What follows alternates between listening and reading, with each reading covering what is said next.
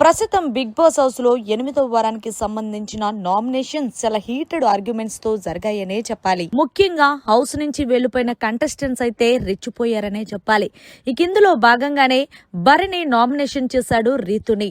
అయితే భరణి రీతుని నామినేషన్ చేస్తూ చెప్పిన రీజన్ ఏంటి అంటే కనుక, రీతు నేను ఆల్రెడీ హౌస్ లో ఉన్నప్పుడే నేను నిన్ను నామినేషన్ చేద్దాం అనుకున్నాను, కానీ అనుకోకుండా నేను బిగ్ బాస్ హౌస్ నుంచి బయటకు వెళ్లిపోయాను. ఒక విధంగా చెప్పాలి అంటే రీతు, నేను బిగ్ బాస్ హౌస్ నుంచి బయటకు వెళ్ళాను అంటే అది తనుజ వల్ల కాదు. నువ్వు నన్ను నామినేషన్ చేయడం వల్లే నేను హౌస్ నుంచి వెళ్ళాను. నువ్వు నన్ను కొన్ని మాటలు అన్నావు, సేఫ్ గేమ్ ఆడుతున్నావని, సింపతి ట్రై చేస్తున్నావని. అవన్నీ పక్కన పెడితే బిగ్ బాస్ హౌస్ లో నీ అంత సేఫ్ గేమ్ ఎవ్వరూ ఆడట్లేదనే చెప్తాను అంటూ భరణి బల్లగుద్దినట్టు చెప్పాడు రీతుకి. అయితే రీతు అంది, నేను సేఫ్ గేమ్ ఆడి ఉంటే నన్ను ఆడియన్స్ ఎప్పుడో మీలాగే బయటకు పంపించేవారు కదా అంటూ సెటైర్ వేసింది. దీనికి భరణి అన్నాడు, ఒక్కొక్కరు ఒక్కొక్కసారి బలవుతూ ఉంటారు. నువ్వు కూడా ఏదో ఒక రోజు బలయ్యేదానివి, కానీ అనుకోకుండా నువ్వు కొన్ని రోజులు నేనున్నప్పుడు నువ్వు నామినేషన్ లో లేవు, లేకపోయి ఉంటే నువ్వే బయటికి వెళ్ళిన దానివి, నేనే ఇంట్లో ఉండేవాడిని అంటూ గట్టిగానే ఇచ్చుకున్నాడు.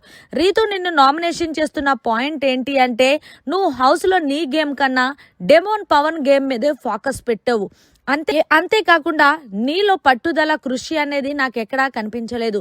నువ్వేదో బిగ్ బాస్ హౌస్ కి టూర్ కు వచ్చినట్టు హౌస్ లో ఉంటున్నావు తప్ప ఎక్కడా నీ పర్ఫార్మెన్స్ కనిపించలేదు.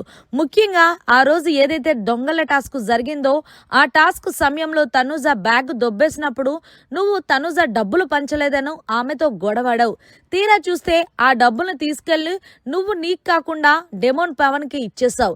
అంటే నాకు అక్కడ అర్థమైంది ఏంటంటే, నువ్వు నీకేం కన్నా డెమోన్ పవన్ కోసమే ఎక్కువ కష్టపడుతున్నావేమో ఏ టాస్కులన్నా అనిపించింది. అందుకే నీకు ఇంట్లో అర్హత లేదు అనడానికి నేను నిన్ను నామినేషన్ చేస్తున్నాను అంటూ భరణి అయితే రీతుని నామినేషన్ చేశాడు.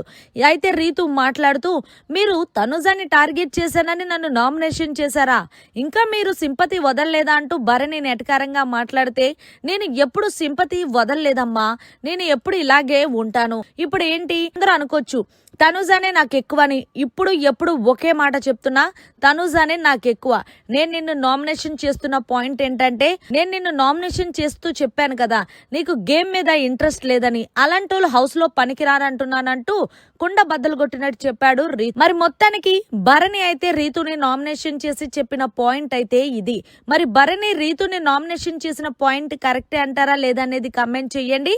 ఇక నామినేషన్స్ అయిపోయిన తర్వాత ఎవరు రీ ఎంట్రీ ఇస్తే బాగుంటుంది అని చెప్పేసి మరి దీని మీద మీ ఒపీనియన్ జర కామెంట్ చేయండి.